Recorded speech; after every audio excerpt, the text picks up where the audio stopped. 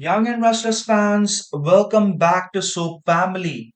Phyllis Summers is always ready to take on a challenge, but on one hour, it looks like she might be stepping into some risky space once more. As Phyllis snuggles up to Kane Ashby in her quest for power, fortune, or maybe a little bit of both, she might just be on the brink of discovering something that could catch her completely off guard.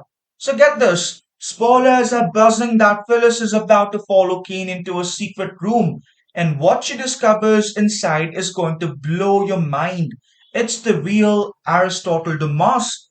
Phyllis's firing from Abbott Communications has sparked a fire to get back in the game, and this time she's going all in. She has been open about her desire to be part of Kane's empire.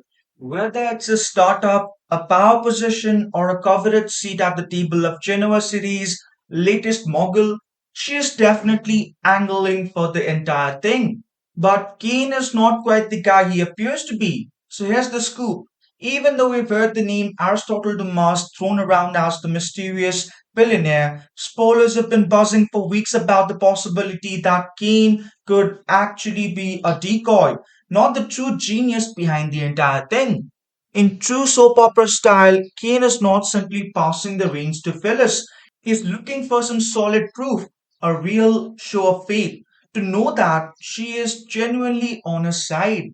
When you hear vague demands from someone who is deep into massive corporate takeovers, secret trips, and even rumored murder plots, we've got to admit that definitely raises some serious red flags, right? And Phyllis is unbothered with any of that. She confidently tells Kane to name it, fully prepared to dive right in. Phyllis, she's impulsive, clever, and exudes a confidence that's off the charts. But what if Kane's test is actually a trap?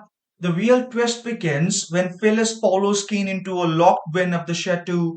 Could it be a wine cellar, a private office, or maybe even a high tech underground room filled with surveillance? And here's the moment we've all been waiting for. She finally confronts the reality. Kane is not Aristotle Dumas. So get this. Holden, or maybe it's some mysterious person lurking in the background, is actually the one pulling all the strings. Whether it's Holden or a surprise character we have not seen, the reveal is going to shake things up for Kane's allies and enemies alike. If Kane is just a figurehead of Aristotle's operations, it really opens up a whole new realm of possibilities. It sounds like he might be on a mission to restore his reputation while also cashing in on the opportunity.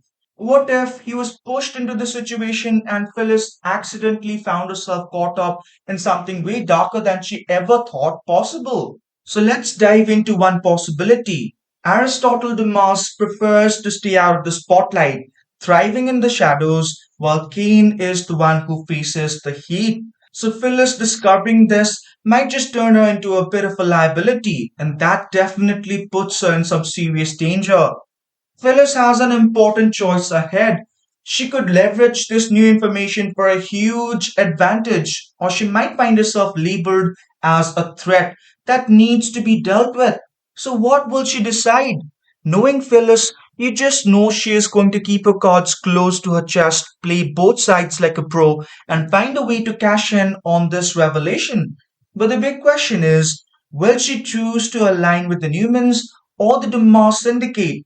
With Nick giving her a heads up to stay away from Kane and the Newmans already plotting the next moves, it looks like Phyllis might be racing against the clock to decide where her loyalty lies. But a discovery of the real Aristotle Dumas could turn her into the most dangerous or the most expendable woman in Geneva City. Alright, that's a wrap for today. If you enjoyed what you saw, don't forget to subscribe and smash that bell icon so you never miss an update.